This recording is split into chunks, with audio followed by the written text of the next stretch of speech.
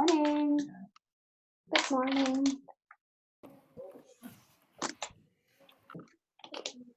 How's everybody today?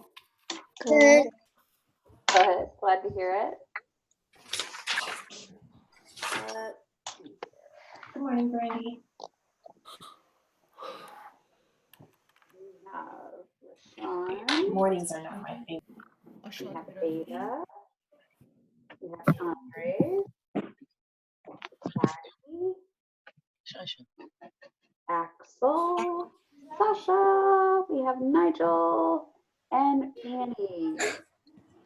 1, 2, 3, 4, 5, 6, 7, 8. Who are we missing? Joey. We're missing Joey. Okay. Well, hopefully he turns up shortly here. How's everybody feeling this morning? Good. Good. Good. Are you sure? You look a little quiet. Are we getting tired of this online thing? Yeah. Yeah, a lot. Me too. It's not quite the same as being together to do our work, is it? No. Okay, well, let's dive into the story and see if we wake up a little bit as we talk about it. Miss Fortune, can you wait a moment? I have to tell. Okay. Did everybody else does everybody else have a copy of the story we can look at? Okay, good. And, oh, you know what I forgot to do is I forgot to print out my pre-reading questions. Let me do that really fast. Which? And many of you did the pre-reading questions and turned them in to me. Yeah. Uh-oh, my computer doesn't want to show them to me right now. Give me 1 second. That was something I intended to do before I sent it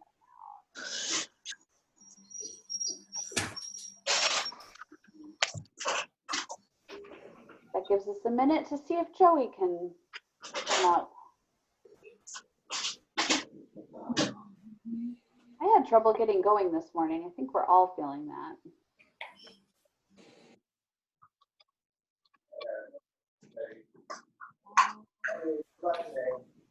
There they are.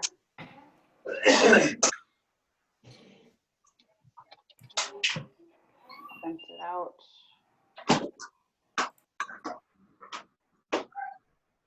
Okay.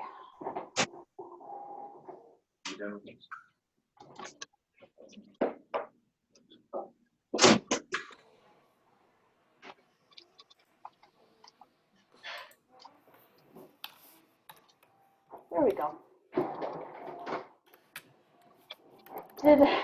Raise your hand. I think I saw everybody's that got turned in, but go ahead and raise your hand for me real quick if you already did these questions and turned them back into me, just to make sure it matches what I think I saw.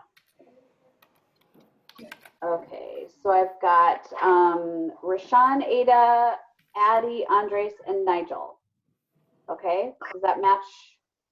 That matches what I think I saw in Google Classroom. Okay, great, cool.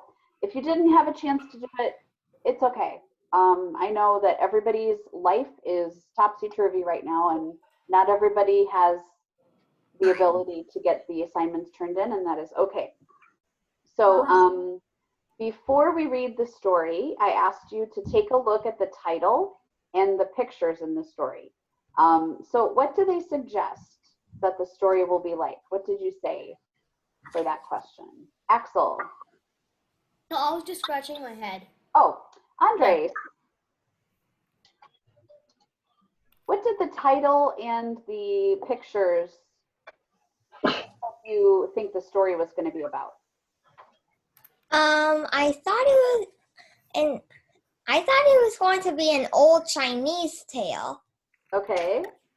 So it was Japanese, but I was close. You're right. It turned, but you had a sense that it was going to take place in Asia somewhere.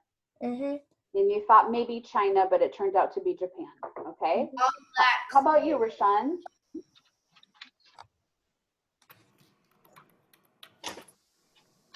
Rashawn, you're going to have to unmute yourself because my button is not working for some reason. There you go.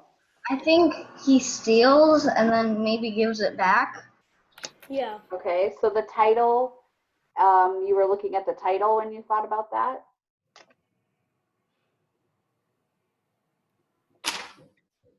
Okay. Anyone else have any thoughts about how the title or the pictures led you to expect something from this story? Ada? Kind of like the title kind of gets me feeling like a legend or something. Okay, yeah. I wonder if it's because,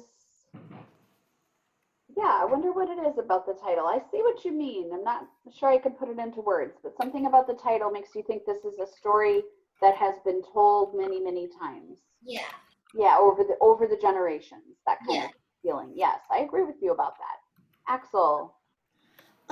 So like just looking at the pictures I saw right here, like it kind of gives me like this thief who like steals little piece of rice and then pays for it.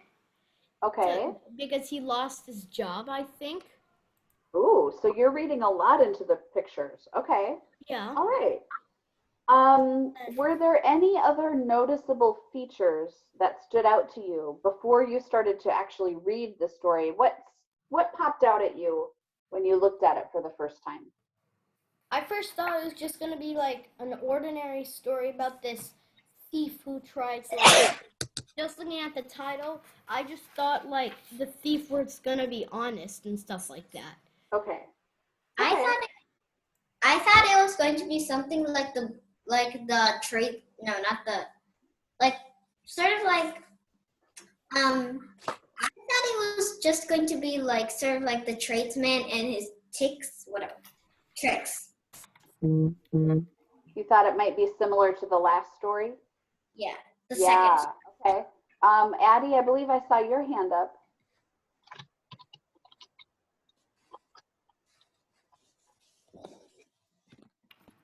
I was just raising my hand when you were counting like who had done the pre-reading. Oh, okay. Okay, no problem. How about you, Rashawn? Did anything else stand out to you about the story before you started to read? When I was looking at the pictures, it seemed like a story about two people. About what? What kind of people? Two people. You thought it would be about two people. Okay. And when you looked at the paragraphs, you may have noticed that a lot of the words and the paragraphs have quotation marks, which are those two little marks that they look like upside down commas in pairs. And when you see a story with a lot of quotation marks, what does that tell you to expect? Just shout it out. Andres, what does that tell you to expect? There are many people. People, and what are they going to be doing? People talking. Yes. Yeah, they're going to be having conversations back and forth. We call that dialogue. The word for that is dialogue. When two people are having a conversation back and forth in a story, the quotation marks tell us these are the actual words that came out of this character's mouth. If someone were writing a story, I don't know why they would, but if someone were writing a story about this lesson, there would be a lot of quotation marks around all of the words that I say to you, and then the words you say to me would all be in quotation marks. Some of you are already using dialogue in the stories that you write, and you are practicing using quotation marks around those words. When I do the read aloud with you, there's lots of quotation marks all over the place in those stories. Okay. Is there anything unusual about the title? Is it possible to be an honest thief? What do you think? Sasha, do you have any thoughts about that? Is it possible to be a thief and also be honest at the same time? Well, from, well, yes, Uh-huh. you can be an honest thief,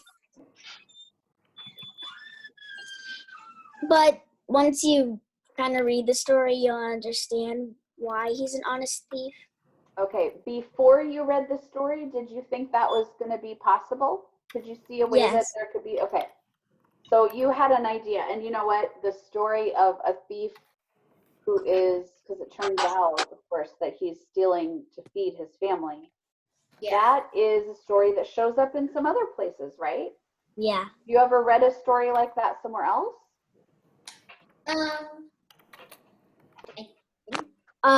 Robin Hood. Oh, yeah, the story of Robin Hood also. Yep. Anywhere else? Addie? Addie, go ahead. These are not known to be honest most of the time because they steal. Say that one more time because I missed the first part of that. These are not known to be honest because they steal. Yeah, so in general, when we use the word thief, we're not talking about someone who's honest. We're talking about someone who's sneaking around and taking something that doesn't belong to them. Yeah. Like So, okay, let's one more question, then we're going to dive into the story. This story turned out to be a Japanese folktale. What do you know about folktales? Nigel, did you want to answer the previous question? Yeah, Okay, go for it. like maybe like the fisherman story or something like that, like another book. Oh, okay. So you're thinking of other stories that have thieves that have that steal for good reasons. Yeah. Okay. So Andres, what do you know about folktales? That they're mostly fiction. Okay. Great. Rashawn, what else do you know about folktales? It's a story passed on to generation. Uh-huh. And that's why it has the name folk in it, right? Folk means people or the people in your family. Sometimes I say to you, don't forget to tell your folks that you're having pizza lunch this week. Folks are your family members, right? Andre, or not, Axel, my brain this morning. A folktale is about a popular country's colony. Okay, so often a folktale reflects the culture of the country that it is being told in. Yeah, absolutely. Great, good comment.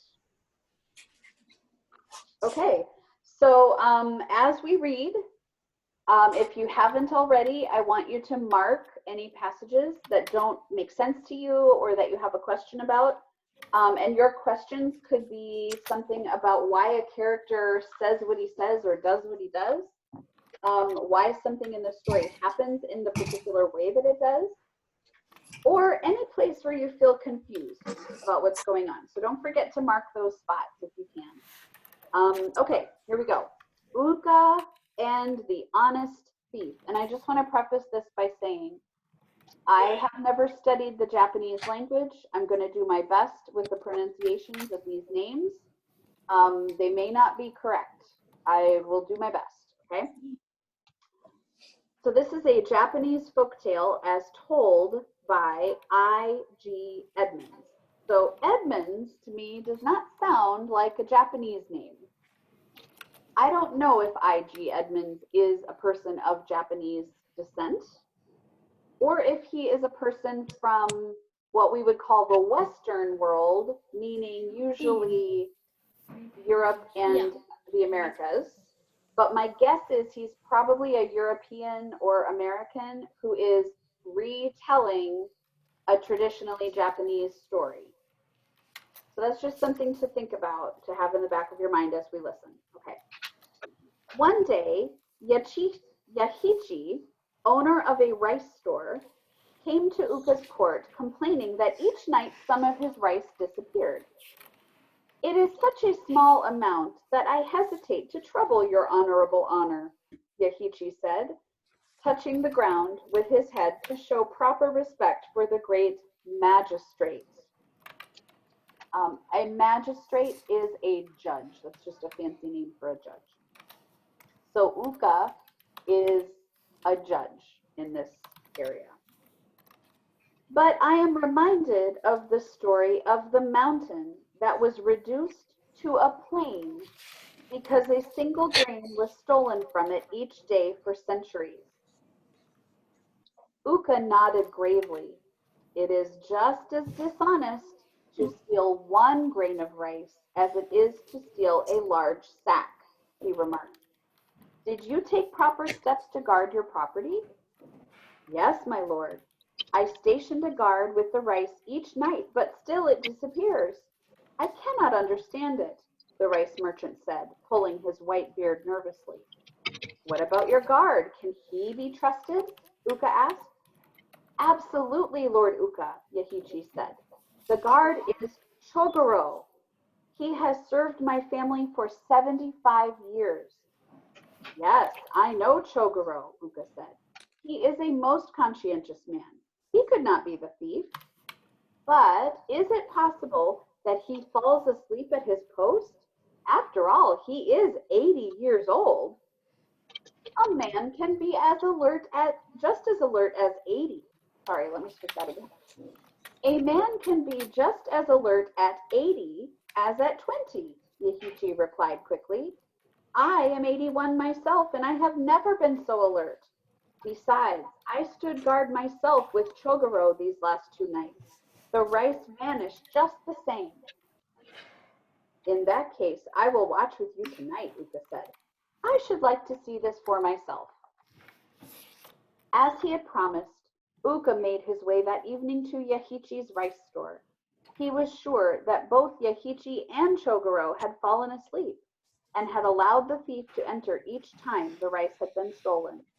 And it was not long before his suspicions were proven correct. Within an hour, both men were sleeping soundly. Ooka smiled. He was certain that when the men awoke, neither would admit that he had slept at all. Has that ever happened to you guys? Where you've fallen asleep and when you woke up, you felt certain that you had not actually been sleeping? Well, yeah, that was sometimes, yeah. Yeah, that's happened to me before, especially if I'm watching a movie. Sometimes I'll wake up and realize I've missed something, but I wasn't even aware that I had been sleeping. Okay. A little past midnight, Ooka heard a slight sound outside the building. He sprang to his feet and peered cautiously out the window. To his astonishment, Ooka found himself staring straight into the face of a man standing in the shadows just outside the building. The judge recognized him as Ganta, a laborer who had been out of work for some time. The man was rooted to the spot by fear. Ooka hesitated to arrest him. After all, he had not entered the rice store. Ooka would have no proof that he had come to steal. He could simply say that he had lost his way in the dark. Though Ooka recognized the thief, Ganta had not recognized the judge, for the darkness inside the building hid his face. Ooka decided the best thing to do would be to pretend that he too was a thief. In this way, he might trap Ganta into completing his crime. Speaking in a harsh tone to disguise his voice, he said, "You have obviously come here to steal rice just as I have." Ganta was relieved to find himself face to face with another thief instead of a guard. As a favor from one thief to another, Ooka continued, I will pass the rice out to you so that you will not need to risk coming in yourself. Ganta thanked him profusely for his courtesy, and Ooka picked up a large sack of rice and handed it out to him. Oh, this is too much, Ganta protested. I want only a few handfuls. Ooka was amazed. But if you are going to steal, you may as well take a large amount. After all, if Ooka catches you, you will be punished as much for stealing a single grain as you would for a whole sack. But that would be dishonest, Ganta replied indignantly. I take just enough to feed my family for a single day. For each day, I hope I will find work and will not have to steal any more. If I do find work, I intend to return all that I have taken. And then he took out just the amount of rice he needed for his family's daily meal and handed the sack back to the astonished judge. Thanking Ooka once more for his courtesy, Ganta turned and disappeared into the darkness. Ooka did not try to stop him. When the shopkeeper and his guard awoke, Ooka told him what had happened. But why did you let the thief go? Yahichi asked indignantly. Ganta is certainly a thief, Ooka replied, but I am convinced he is an honest one, for he refused to steal more than he needed. But Lord Ooka, how can a man be a thief and honest at the same time? I would never have believed it possible, but it is so, Ooka said. It is the duty of a judge to punish wickedness and reward virtue. In this case, we find both qualities in the same man. So obviously, it would be unfair to treat him as any ordinary thief. But Lord Ooka, I have made my decision.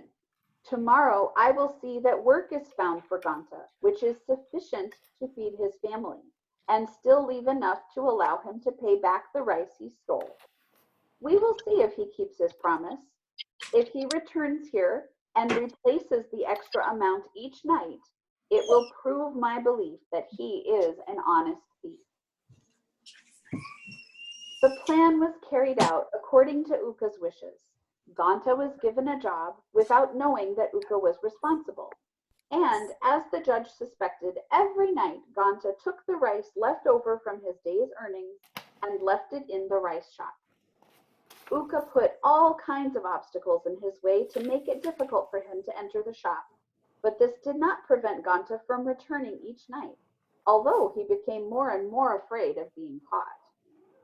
Yahichi admitted that the thief had been punished enough for his crime and told Ooka he did not wish to press charges. The great judge smiled and wrote out a small scroll which he ordered Yahichi to leave for Ganta to see when he came to pay for the last portion of rice.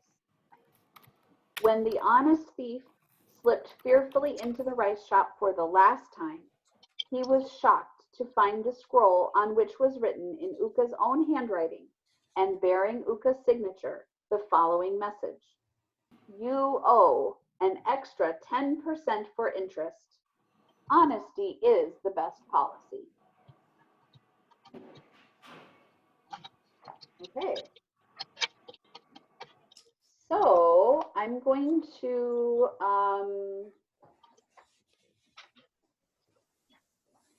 share my screen so that you can share with me the questions that you had while you were reading the story. There we go. Okay, so can you see here where I've written Ooka and the Honest Thief, and I've got a spot here for questions? Can you all see that? Yeah. Okay, and then it might be good if you pin that screen if you want. If I spotlight it, I don't know if that will actually, I think that will not work. I can only spotlight my face. I can't spotlight my shared screen. Okay, so what questions did you have while reading that story?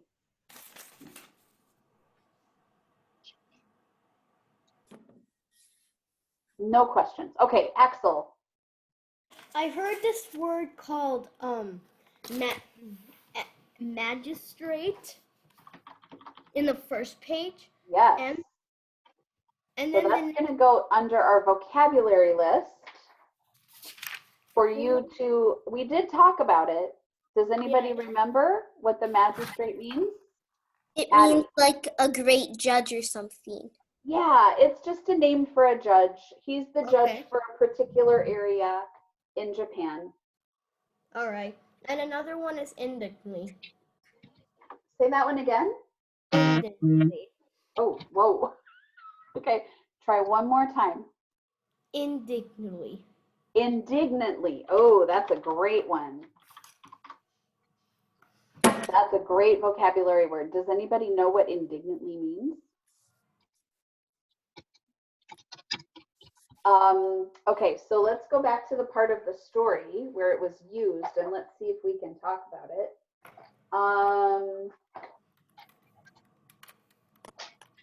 Ooka says to Ganta, you might as well take a large amount of rice. After all, if you get caught, you will be punished as much for stealing a single grain as you would for a whole sack. That would be dishonest, Ganta replied indignantly. I take just enough to feed my family for a single day.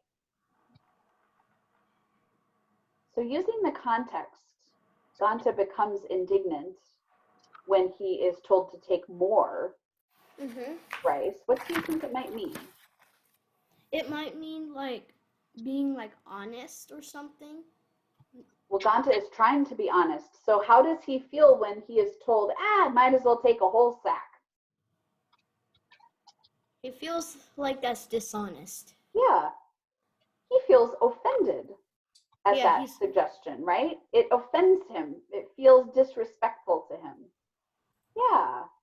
Okay, I'm going to leave that on the vocabulary list for you to do a little more work with later. Okay. Any other questions or vocabulary words that we were wondering about?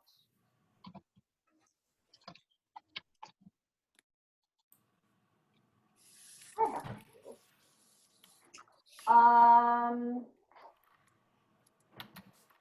Why do you think Ganta takes this chance of stealing every single night? Because he's increasing his risk of getting caught.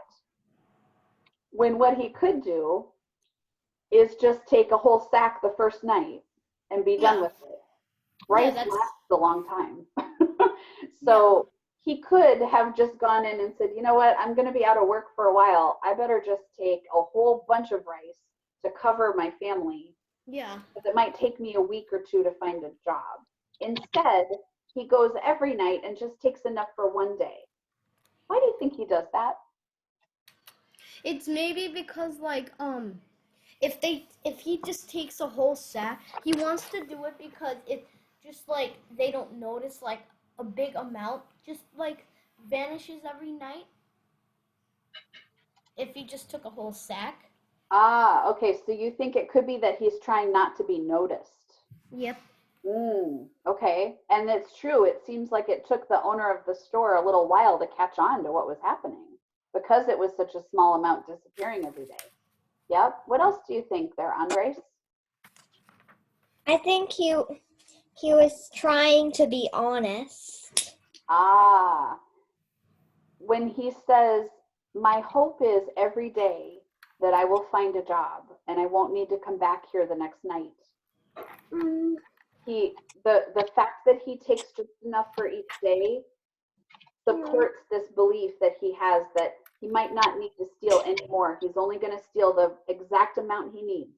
He doesn't want to take a risk that he steals more than he needs, right? Yeah. Yeah. Okay.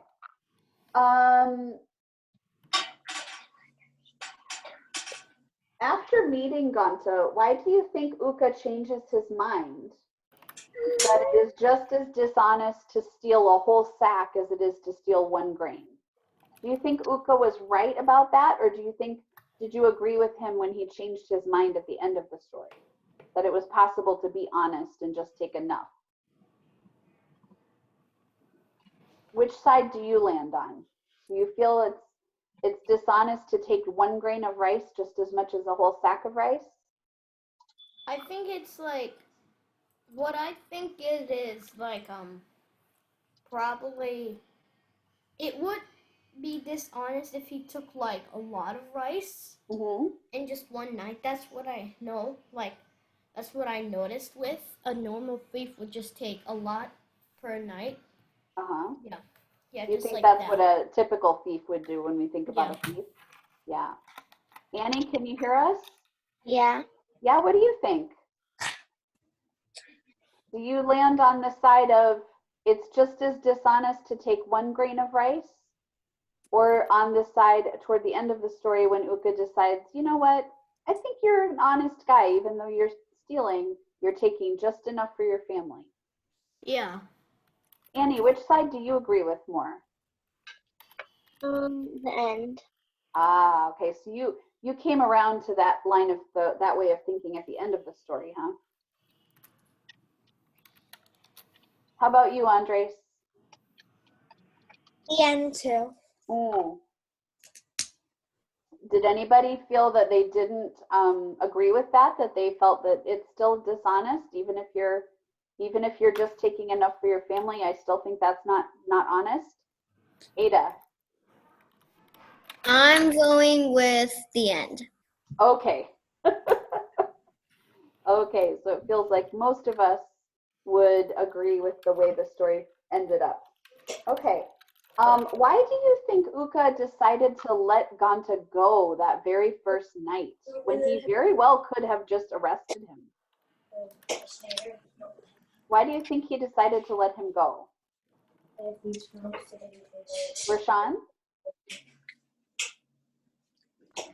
Because he was just stealing enough for his family and being truthful instead of stealing. Yeah. It's kind of like he decided to give him a chance, right? Yeah. Did anybody else think that Ooka was really clever at, instead of just arresting him on the spot when he didn't have any proof of what was happening, he pretended to be a fellow thief? What did he find out as a result of pretending to be a thief? Addie? Gante was actually stealing rice to feed his family. Yeah. So he got all that information because he didn't just arrest him on the spot, but instead he played he played the role of a thief in order to get that information from him. So that was pretty clever. Why do you think Ooka leaves Ganta with the message, honesty is the best policy? Why is that the last line of the story, do you think?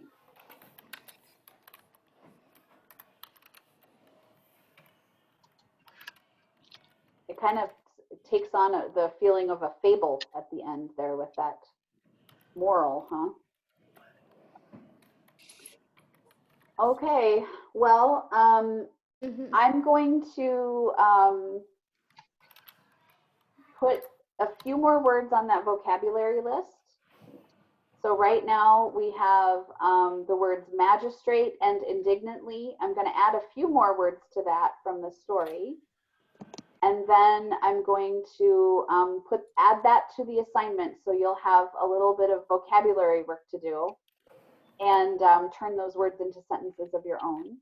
And that can be done anytime over the next week or so. Would you like to get together for one more story in 2 more weeks? Yeah. Okay. All right. Everybody seems a little bit kind of done with the discussion today. Is it just because it's kind of one of those days? Yeah. Okay. Okay. Yeah. Well, I'll let you in on a secret. Wednesdays, the school staff gets together for a staff meeting. We meet on Zoom just like this. But I think I've talked them into doing Arista Shah with me at the staff meeting. So I'm going to try to record it. Fingers crossed it happens. And I'll have a recording of all the teachers doing the Arista Shah with me. Keep that under your hat, so we'll see if it works out. Do it. Okay, we're gonna try. Cross my toes, I would. We're gonna try. Okay. All right. I'll let you know how it goes. It's If it really goes well, hard to I'll cross have a your video toes. to show you. What? Mark my birthday. Really hard to cross. I know it is. I know it is. Did you get your book? Yeah. Flora and Katie, Ulysses. you know what happened? I was trying to do too many things at once yesterday, and your mom wrote back with the book that you chose. And I went and I got the book and I wrote the message and I put it, Mrs. Min helped me put it by the door. I got in my car, I started driving home, and then I went, oh, I wrote the message in the wrong book. That was not the book she chose. And so I went back to school and I took that book and I wrote it in the right book and put it out. I don't know what was going on in my head, but I just totally grabbed the wrong book. But I remember and I fixed it and I went back. Okay. Anybody else have a funny story to share? Anything before we go? I have a question. Did you guys sing happy birthday to Ada yet? No, because it's tomorrow. Oh. But we could try to do it now if you want with the smaller group. It's hard to sing with that large group. It doesn't work very well because everybody's on a little bit of a different time lag. Mm-hmm. Like depending on how strong your internet is, some of you hear me immediately and some of you take a minute. So the singing in a large group doesn't work very well, but we could try it in a small group. Do you want to try? Yeah. Okay, everybody go off of mute. Rashawn, let's get you unmuted here. Yeah. Okay, we're going to try to sing. Ada, I don't know what it's going to sound like, but let's try. 1, 2, 3. Happy birthday to you. Happy birthday to you. Happy birthday, dear Ada. Happy birthday to you. You know I'm on mute. We tried. Yeah. Well, it really worked, but. Okay, that's why it's hard to do in the large group because it's just everybody's at a little bit of a different time. Yeah. Okay, Ada, on your next birthday, I believe we will be able to be together and sing to you in person. Okay. All right, guys. I will see you guys at Read Aloud. Have a great morning. Bye. Okay. Bye. Take care. Early birthday, Ada. Yeah. Thank you. Enjoy your You're welcome.